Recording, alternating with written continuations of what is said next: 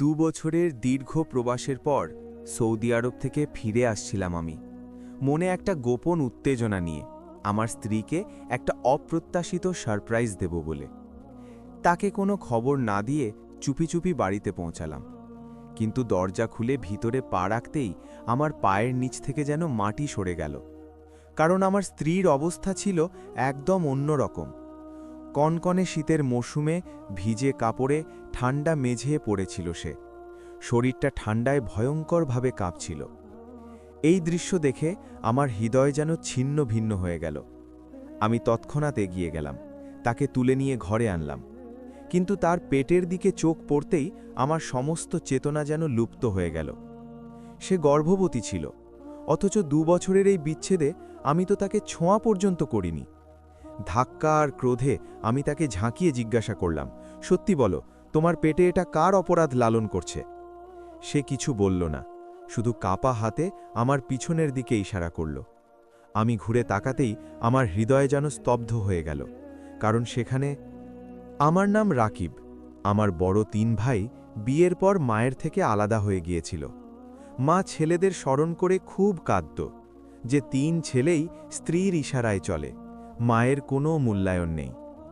আমি তখন সিদ্ধান্ত নিয়েছিলাম যে বিয়ের পর আমি মায়ের সাথে থাকব, তাকে একা ছেলে যাব না।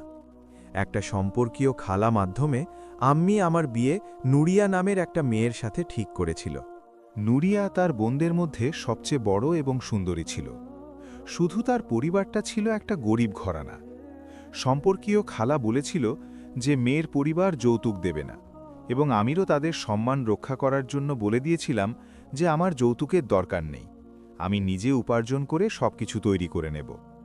মা প্রথমে কিছু হইচই করেছিল, কিন্তু পরে আমার বোঝানোয় রাজি হয়ে গিয়েছিল। বিয়ে খুব সাধারণভাবেই হয়েছিল। নুরিয়ার বাবা বিদায়ের সময় আমার গলায় জড়িয়ে কেঁদে পড়েছিল। বাবা, আমি খুব লজ্জিত। আমি দারিদ্র্যের কারণে আমার মেয়েকে কিছু দিতে পারলাম না। শুধু তুমি আমার উপর একটা উপকার করো, আমার মেয়েকে কোনো দুঃখ দিও না। আমি তাদের নিজের বুকে জড়িয়ে বলেছিলাম, আপনি চিন্তা করবেন না, আমি আপনাকে অভিযোগের সুযোগ দেব না। নুরিয়া আসার সাথে সাথে আমার ছোট্ট বাড়িটা চাঁদের মতো আলোকিত হয়ে উঠেছিল। বাড়ির সব কাজ সে নিজের দায়িত্বে নিয়ে নিয়েছিল। আমার মা এবং ছোট বোন দুজনেই নুরিয়া নিয়ে খুব খুশি ছিল। আমার তো কয়েকদিনের মধ্যেই তার প্রতি অসীম ভালোবাসা জন্মে গিয়েছিল। সে ছিল এতটা নিরীহ, প্রত্যেক কথা মেনে নেওয়া মেয়ে। আমরা ঘরে যখন একা হতাম তখন আমি তাকে জিজ্ঞাসা করতাম, নুরিয়া, তুমি খুশি তো নাও? আমার মা বা বোন তোমাকে কিছু বলেনি তো? সে তৎক্ষণাৎ না বলে মাথা নাড়ত। না রাকিব, আল্লাহর শুকরিয়া, সবাই খুব ভালো। আম্মিজি তো আমাকে একদম মেয়েদের মতো রাখেন, এবং তোমার বোনও বান্ধবীর মতো। আমার তো মনে হয়নি যে আমি শ্বশুর বাড়িতে আছি। তার কথা শুনে আমার হৃদয় শান্তিতে ভরে যেত। আমার মনে হতো আমি দুনিয়ার সবচেয়ে ভাগ্যবান মানুষ। আর স্ত্রী এবং মা দুজনেই একে অপরকে নিয়ে এতটা খুশি। মা প্রায়ই আমার সামনে বলতো, রাকিব, তোমার স্ত্রী তো ফেরেশতা ফেরেশতা। আমার বাকি ছেলেরা তো আমার কথা শোনেনি, কিন্তু তুমি আমার কথা শুনে কতটা ভালো করেছ। দেখো আজ বাড়িটা কেমন স্বর্গ হয়ে উঠেছে। আমি মায়ের কথা শুনতাম এবং গর্ব করে নুরিয়াকে দেখতাম যে লজ্জায় চোখ নামিয়ে নিত। আমার নিজের ভাইদের উপর দুঃখ হতো যে কাশ তারাও মায়ের পছন্দে বিয়ে করত, তাহলে আজ তারাও শান্তিতে থাকত। তাদের কি জানা ছিল যে মায়ের দোয়ায় কতটা প্রভাব থাকে? আমি নুরিয়ার সাথে প্রতিশ্রুতি দিয়েছিলাম যে আমি তাকে দুনিয়ার প্রত্যেক সুখ দেব, এবং এখন আমি সেই প্রতিশ্রুতি পূরণ করার জন্য দৃঢ় প্রতিজ্ঞ ছিলাম। আমার শুধু ২ মাসের ছুটি ছিল, যা চোখের পলকে চলে গিয়েছিল। বিয়ের প্রথম দিনগুলো এতটা দ্রুত কেটে গিয়েছিল যে আমার অনুভূতিই হয়নি, এবং আমার দুবাই ফিরে যাওয়ার সময় এসে পড়েছিল। যতটা আমার যাওয়ার দিন কাছে আসছিল, নুরিয়ার হাসি ম্লান হয়ে যাচ্ছিল। সে যে সারাদিন চহকিয়ে ঘুরত, এখন চুপচাপ হয়ে যেত। আমি তাকে বিষণ্ণ দেখলে আমার হৃদয়ও নিভে যেত। এক রাতে আমি তাকে নিজের কাছে বসালাম। নুরিয়া, কি ব্যাপার? তুমি এতটা বিষণ্ণ কেন হয়ে গেলে? সে দুঃখী হয়ে বলল, তুমি চলে যাবে, তোমার ছাড়া আমার একা ভয় লাগবে। তার নিরীহতায় আমার অজান্তেই ভালোবাসা এসে গেল। আরে পাগলি, আমি কি চিরকালের জন্য যাচ্ছি? শুধু ২ বছরের তো ব্যাপার, এমন করে কেটে যাবে জানতেও পারবে না। সে বলল, ২ বছর অনেক হয় রাকিব। আমি তাকে নিজের কাছে টেনে নিলাম। দেখো, আমার কথা শোনো। যদি আমি সেখানে না যাই তাহলে তোমার ইচ্ছেগুলো কিভাবে পূরণ করব? আমি তো তোমার সাথে প্রতিশ্রুতি দিয়েছি যে তোমাকে রানীর মতো রাখব। আমি নুরিয়াকে বোঝাতে লাগলাম, বাইরে যাব তাহলে তোমার জন্য অনেক টাকা উপার্জন করব। আমরা নিজেদের একটা খুব বড় বাড়ি বানাবো। তোমার কাছে গাড়ি থাকবে, তোমার জন্য প্রচুর কাপড় এবং গয়না কিনব। এসব কিছু তোমার জন্যে তো করতে চাই আমি। নুরিয়া চোখের জল মুছে আমাকে যাওয়ার অনুমতি তো দিল, কিন্তু তার হৃদয়ে ভারী ছিল। যাওয়ার একদিন আগে আমি মাকে নিজের কাছে বসালাম। আম্মি, আমি প্রত্যেক মাসে তোমার খরচ আলাদা করে পাঠাবো এবং নুরিয়ার খরচ আলাদা করে তোমার অ্যাকাউন্টে পাঠাবো। তুমি তাকে দিয়ে দিও। মা তৎক্ষণাৎ আমার মাথায় হাত রাখল। আরে ছেলে, তুমি কি কথা বলছো? নুরিয়া কি আমার মেয়ে নয়? তুমি নিশ্চিন্তে যাও। আমার তোমার স্ত্রীর প্রতি তোমার থেকে বেশি যত্ন আছে। মায়ের কথা আমার জন্যে ঠান্ডা বাতাসের ঝাপটা ছিল। আমি জানি, কিন্তু সে এখানে নেই এবং তোমাকে তো জানা আছে যে সে তার বাবার খুব লাড়ের ছিল। আমি চাই না তাকে এখানে কোনো অভাব অনুভব করুক। মা হেসে বলল, তুমি একদম চিন্তা করো না রাকিব। সে আমার হৃদয়ের টুকরো। আমি তাকে ফুলের মতো রাখব। তুমি শুধু নিজের কাজে মনোযোগ দাও এবং তাড়াতাড়ি ফিরে এসো। মায়ের আশ্বাসে আমার হৃদয় সন্তুষ্ট হয়ে গিয়েছিল। পরের দিন আমি ভারী হৃদয় নিয়ে দুবাইয়ের উদ্দেশ্যে রওনা হলাম। সেখানে পৌঁছে আমি আবার নিজের কাজে ব্যস্ত হয়ে গেলাম, কিন্তু আমার হৃদয় বাংলাদেশেই আটকে ছিল। আমি প্রত্যেক দিন নুরিয়ার সাথে কথা বলতাম এবং মায়ের সাথেও কথা বলতাম। মা সবসময় বলতো যে নুরিয়া কতটা যত্ন নেয় এবং নুরিয়া বলতো যে মা তার প্রতি কতটা ভালোবাসা করে। আমি প্রত্যেক মাসে নিয়মিত মায়ের অ্যাকাউন্টে 2 ভাগ করে টাকা পাঠাতাম। 1 ভাগ মা এবং বোনের খরচের জন্য এবং দ্বিতীয়টা বিশেষভাবে নুরিয়ার খরচের জন্য, যাতে সে নিজের ইচ্ছামতো কেনাকাটা করতে পারে।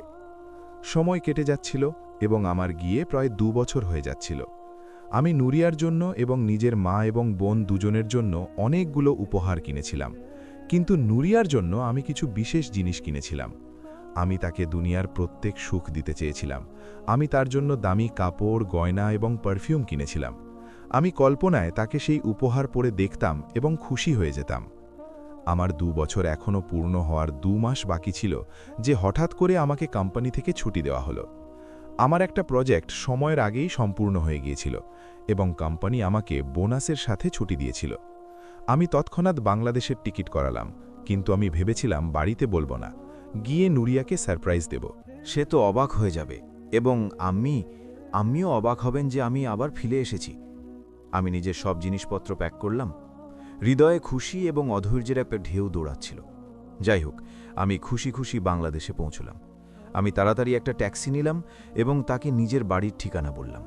আমার হৃদয়ে এতটা দ্রুত ধড়কাচ্ছিল যে আমি তার শব্দ নিজের কানে শুনতে পাচ্ছিলাম। ভাই, একটু তাড়াতাড়ি চালাও, আমি ট্যাক্সি ড্রাইভারকে বললাম। সে হাসল। মনে হচ্ছে অনেক দিন পর বাড়ি যাচ্ছেন সাহেব। আমিও হেসে দিলাম। হ্যাঁ ভাই, পুরো 2 বছর পর নিজের স্ত্রীকে সারপ্রাইজ দিতে যাচ্ছি। অবশেষে ট্যাক্সি আমার গলিতে ঘুরল। আমি দূর থেকেই নিজের বাড়ি দেখলাম। সব অন্ধকারে ডুবেছিল। স্পষ্টতই এতটা রাতে সবাই ঘুমিয়ে থাকবে। আমি ট্যাক্সিওয়ালাকে টাকা দিলাম এবং নিজের জিনিসপত্র নামিয়ে চুপি চুপি নিজের বাড়ির মেন গেট পর্যন্ত এলাম। গেট খুলে আমি ভিতরে ঢুকলাম এবং জিনিসপত্র টেনে বারান্দা পর্যন্ত নিয়ে এলাম। ভিতরে ছিল গাঢ় অন্ধকার এবং সম্পূর্ণ নীরবতা। আমি নিজের মোবাইল বার করলাম এবং তার আলো জ্বালিয়ে নিজের জিনিসপত্র একটা কোণে রাখলাম। আমি সোজা নিজের ঘরের দিকে এগোতে চেয়েছিলাম, যেখানে আমার নুরিয়া ঘুমিয়ে থাকবে। কিন্তু তখন আমার চোখ রান্নাঘরের দিকে গেল। সেখান থেকে হালকা আলো আসছিল, যেন কেউ শুধু রান্নাঘরের ছোট আলো জ্বালিয়েছে। আমি অবাক হলাম। এতটা রাত গিয়ে রান্নাঘরে কে থাকতে পারে? কি আম্মির স্বাস্থ্য তো খারাপ নয়, বা নুরিয়াকে ক্ষুধা লেগেছে? আমি চুপি চুপি রান্নাঘরের দিকে এগোলাম। যেই আমি রান্নাঘরের দরজায় পৌঁছলাম, আমি যে দৃশ্য দেখলাম সেটা আমার পায়ের নিচ থেকে মাটি সরিয়ে দিল। আমার নুরিয়া রান্নাঘরের ঠান্ডা মেঝে খালি পায়ে দাঁড়িয়েছিল এবং বরফের মতো ঠান্ডা জলে বাসন ধুচ্ছিল। সে একটা পুরনো ছেঁড়া শাল জড়িয়েছিল, যাতে তার শরীর ঠান্ডায় খারাপভাবে কাঁপছিল। তার অবস্থা দেখে আমার হৃদয় মুখে চলে এলো। এটা সেই নুরিয়া ছিল না যাকে আমি ছেড়ে গিয়েছিলাম। এটা তো অন্য কেউ ছিল, যে কোনো পরিত্যক্তের মতো রাতের অন্ধকারে কাঁপছিল। আমার মুখ থেকে একটা শব্দও বের হলো না। আমি শুধু অবাক হয়ে দাঁড়িয়ে তাকে দেখতে থাকলাম। আমি যে স্ত্রীর জন্য লক্ষ লক্ষ উপার্জন করছিলাম, সে এখানে ঠান্ডা জলে বাসন ধুচ্ছে। আমি সেখানে দোরগোড়ায় জমে গিয়েছিলাম। আমি নিজের স্ত্রীর এই অবস্থা দেখে ছটপট করে উঠলাম। আমি তাকে ডাকতে এগোলামই যে সেই মুহূর্তে সে অজ্ঞান হয়ে সেখানে ঠান্ডা মেঝে পড়ে গেল। নুরিয়া! আমি চিৎকার করে তার দিকে ছুটলাম এবং তাকে নিজের বাহুতে ভরে নিলাম। তার শরীর বরফের মতো ঠান্ডা হয়ে যাচ্ছিল এবং সে এতটা হালকা হয়ে গিয়েছিল যেন সে মাসের পর মাস পেট ভরে খাবার খায়নি। আমি তাকে তুলে ঘরে নিয়ে এলাম। ঘরের অবস্থা রান্নাঘরের থেকেও খারাপ ছিল। ঘরের সেই জানালা যা বাইরের দিকে খোলে তার কাঁচ ভাঙা ছিল, যেখান থেকে সমস্ত ঠান্ডা হাওয়া সোজা ভিতরে আসছিল। আমার মাথা ঘুরে গেল। আমার মনে পড়ল আমি অনেকবার মায়ের সাথে ভিডিও কলে ঘর দেখানোর জন্য বলেছিলাম এবং মা আমাকে সবসময় একটা সাজানো সুন্দর ঘর দেখিয়েছিল। তাহলে কি সেটা সব মিথ্যে ছিল? কি সেটা অন্য ঘর ছিল? না, আমার মা এমন হতে পারে না। তিনি এমন কিভাবে করতে পারেন? এটা ভেবে আমি অজান্তেই চিৎকার করে উঠলাম। আমার চিৎকারের শব্দ শুনে পাশের ঘর থেকে মা এবং আমার বোন ঘাবড়ে বাইরে বেরিয়ে এলো এবং আমাকে নুরিয়াকে বাহুতে তুলে এই অবস্থায় দেখে অবাক হয়ে গেল। রাকিব, তুমি কখন এলে? মায়ের কণ্ঠে অবাকের থেকে বেশি ভয় ছিল, কিন্তু সেই সময় আমার কিছু শোনা যাচ্ছিল না। আমার চোখ শুধু নুরিয়ার নির্জীব মুখ এবং এই ঘরের অবস্থায় আটকে ছিল, যেখানে আমার ভালোবাসাকে গত 2 বছর ধরে জীবন্ত কবর দেওয়া হচ্ছিল। রাকিব, তুমি কখন এলে? এবং এটা নুরিয়াকে কি হয়েছে? এটা অজ্ঞান কেন? আমার বোনও চোখ ফাঁক করে আমাকে এবং আমার বাহুতে নুরিয়ার নির্জীব অস্তিত্ব দেখছিল। আমি ক্রোধ এবং অবিশ্বাসের অবস্থায় মায়ের দিকে তাকালাম। এটা সব কি আম্মি? এই ঘর, এই ভাঙা জানালা, এর চেহারা, কি এটা সব? আমি চিৎকার করলাম।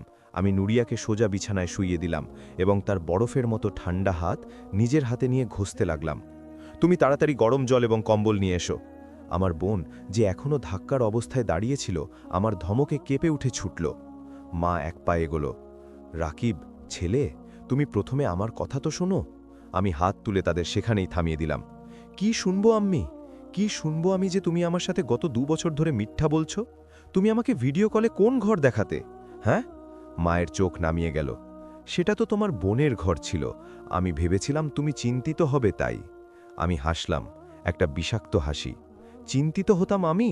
আরে আমি তো পাগল হয়ে যেতাম যদি আমার জানা যেত যে আমার স্ত্রী এই ভাঙা জানালাওয়ালা নরকে ঘুমোয়।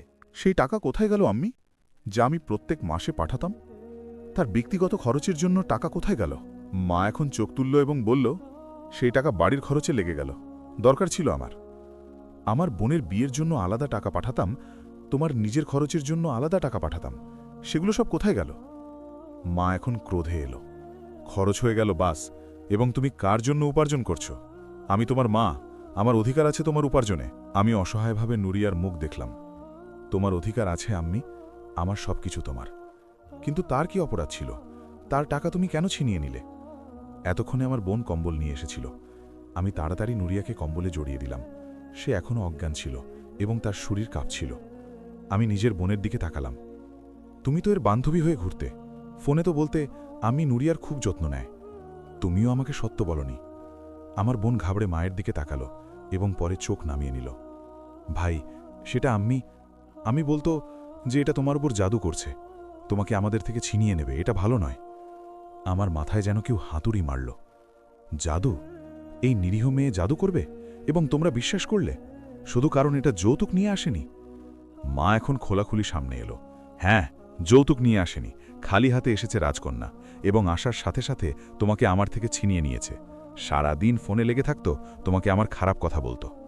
আমি চিৎকার করে উঠলাম, মিথ্যা বলছো তুমি, আমি মিথ্যা। আমি প্রত্যেক দিন তার সাথে কথা বলতাম। সে আজ পর্যন্ত তোমার অভিযোগের একটা শব্দও বলেনি। সে সবসময় বলতো তুমি তাকে মেয়েদের মতো রাখো। মা বলল, দেখো রাকিব, তুমি ভুল বুঝছো। সে আমাকে নিজে বলেছিল যে তাকে কাজের লোকের দরকার নেই, সে সব কাজ নিজে করবে। আমি ঘুরে মাকে দেখলাম। এই ভাঙা জানালা, এটাও সে নিজে বলেছে কি? মা বিরক্ত হয়ে বলল, আরে তো কি হয়েছে?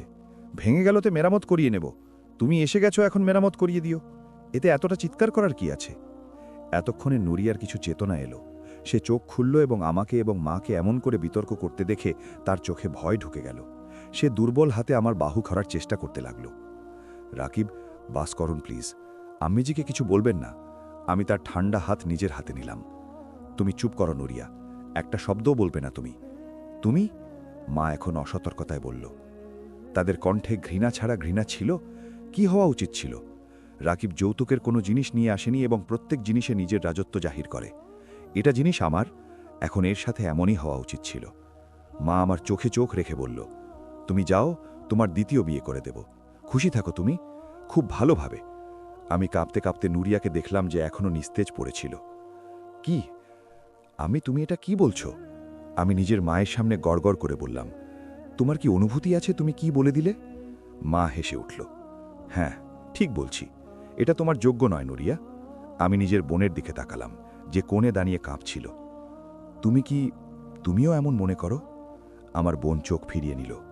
ভাই, আম্মি ঠিক বলছেন। এটা বাড়িতে এসে সব কিছু বদলে দিয়েছে। তুমি আমাদের থেকে দূর হয়ে গিয়েছিলে। আমি চিৎকার করে উঠলাম। দূর হয়ে গিয়েছিলাম আমি? আরে আমি তো তোমাদের জন্যই উপার্জন করছিলাম না, তোমার বিয়ের জন্য টাকা জমা করছিলাম, এবং তোমরা আমার স্ত্রীকে এই অবস্থায় পৌঁছে দিয়েছ। আমার বোন কাঁদতে লাগল। ভাই, আমাকে ক্ষমা করো। আম্মি বলতো যে যদি আমি সত্য বলি তাহলে তিনি আমাকে বাড়ি থেকে বার করে দেবেন। তিনি বলতো, এটা জাদু করি, এটা তোমাকে নিয়ন্ত্রণ করে নিয়েছে। আমি নিজের মাথা পেটালাম। জাদু? কি জাদু? আরে এর নিরীহতাকে তোমরা জাদুর নাম দিয়েছ, এর সেবা যত্নকে তোমরা আমার দাসত্ব মনে করেছ। নুরিয়া এই শোরগোলে হালকা নড়াচড়া করল। সে আমার দিকে তাকালো।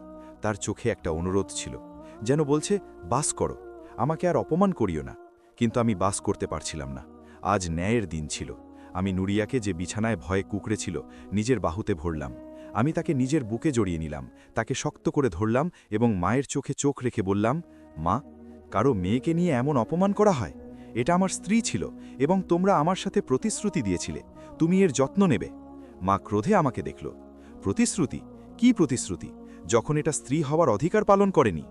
আমি বললাম, এটা কোন অধিকার পালন করেনি আম্মি? কি সে তোমার সেবা করত না? কি সে বাড়ির সব কাজ করত না? মা বলল, সেটা তো এর কর্তব্য ছিল। এর বদলে যে তুমি টাকা পাঠাতে, সেটা আমি নিয়ে নিতাম তো কি ভুল করেছি? আমি অসহায়ভাবে বললাম, আম্মি, তুমি একদিনও এর যত্ন নাওনি, একদিনও না। আমি নুরিয়াকে সাহায্য করে দাঁড় করালাম। আম্মি, সেই টাকা কোথায় যা আমি নুরিয়ার জন্য পাঠিয়েছিলাম? আমাকে সেই সব টাকা ফিরিয়ে দাও, এখনই, এই মুহূর্তে। কি টাকা? কোনো টাকা নেই আমার কাছে, সব খরচ হয়ে গেল তোমার বোনের যৌতুকে। আমি একটা লম্বা নিঃশ্বাস নিলাম। ঠিক আছে আম্মি। আমি নুরিয়াকে সাহায্য করে দাঁড় করালাম। সে কোনো মতে নিজের পায়ে দাঁড়াতে পারছিল। আজ আমি সিদ্ধান্ত নিয়েছিলাম, যে বাড়িতে আমার স্ত্রীর জন্য কোনো জায়গা নেই, সেই বাড়ি থেকে রাতের এই প্রহরে বেরিয়ে যাওয়াই ভালো। মায়ের হাসি একদম অদৃশ্য হয়ে গেল। রাকিব, এটা কি বাজে কথা বলছো?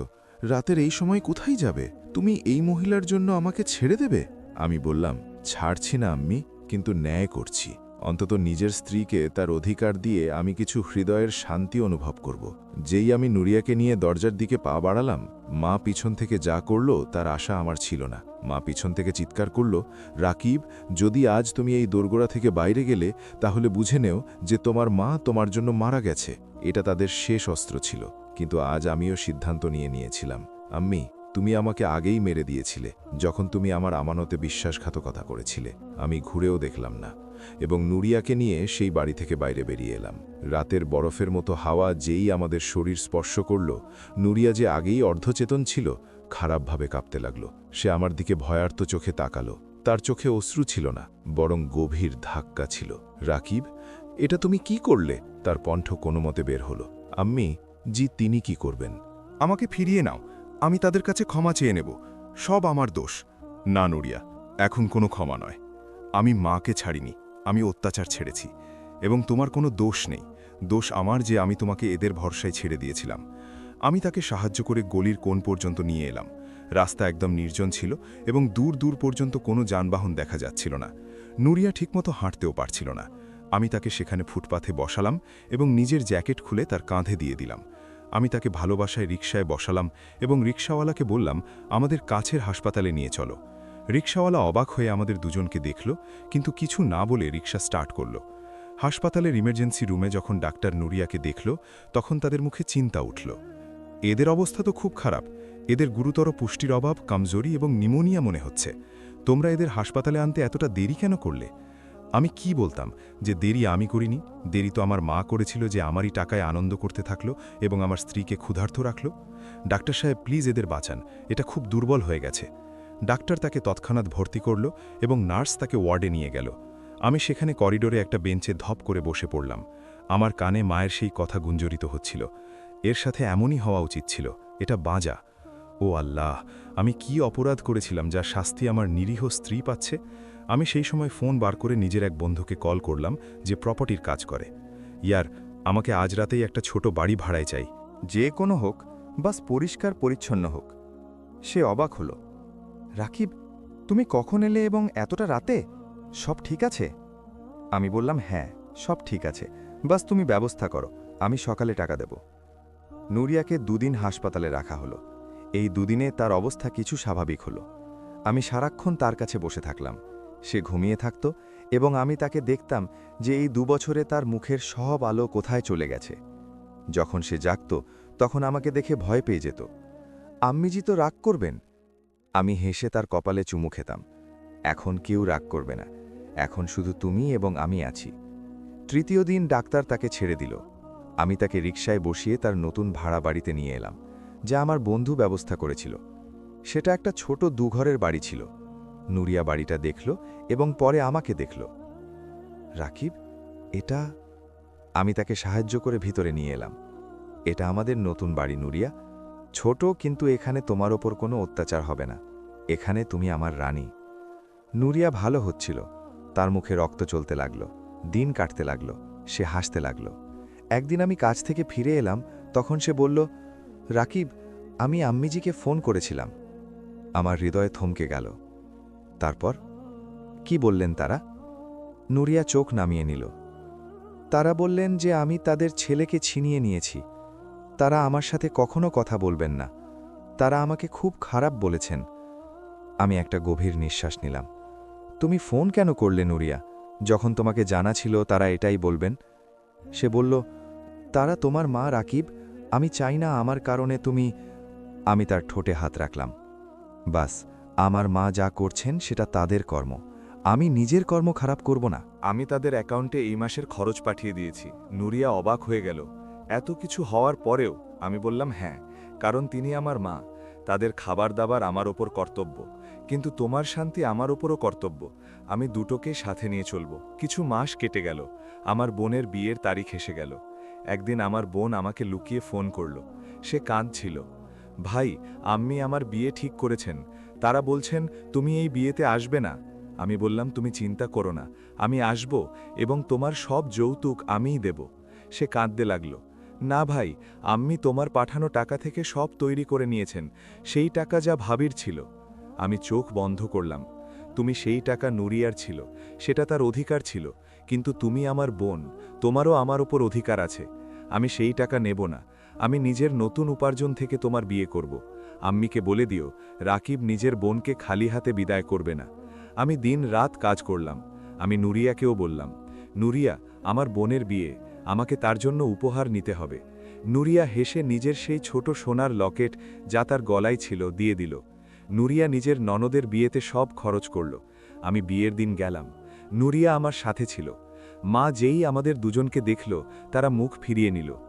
এসে গেছ তোমার মাকে জ্বালাতন করার জন্য, এই অশুভকে নিয়ে? আমি মায়ের পা ছোঁয়ার চেষ্টা করলাম, কিন্তু তারা পা পিছিয়ে নিল। আমার থেকে দূরে থাকো এবং চলে যাও।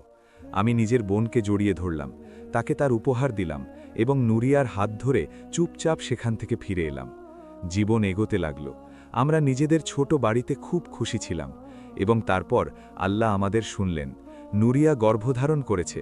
এই খবর আমার জন্য দুনিয়ার সবচেয়ে বড় খুশি ছিল। যখন আমি এই খবর ফোনে মাকে শোনালাম, তখন তিনি চুপ করে রইলেন এবং পরে বললেন, এই জাদুকরেরই হয়েছে না? বা আল্লাহ! আমি ক্রোধে ফোন বন্ধ করে দিলাম। আমি সিদ্ধান্ত নিয়ে নিলাম যে আমি মাকে খরচ পাঠাতে থাকব, কিন্তু তাদের হৃদয়ের ঘৃণার চিকিৎসা আমার কাছে নেই। সময় কেটে গেল এবং আল্লাহ আমাদের চাঁদের মতো ছেলে দিয়ে আশীর্বাদ করলেন। আমি নিজের ছেলেকে কোলে তুললাম, তখন আমার চোখ থেকে অশ্রু বয়ে গেল। এটা সেই নুরিয়া ছিল যাকে আমার মা বাঁঝা বলেছিল। আজ আল্লাহ তার কোল ভরে আমার মায়ের মুখে চড় মেরেছেন। আমি নুরিয়ার কপালে চুমু খেলাম। তুমি আমাকে দুনিয়ার সবচেয়ে বড় খুশি দিয়েছ নুরিয়া। মাকে যখন নাতির খবর পেল, তখন তিনি দেখতে এলেন না, কিন্তু আমার বোন চুপচাপ আমাদের সাথে দেখা করতে এলো। সে নিজের ভাইপোকে দেখে খুব খুশি হলো। আজ আমার ছেলে 5 বছরের।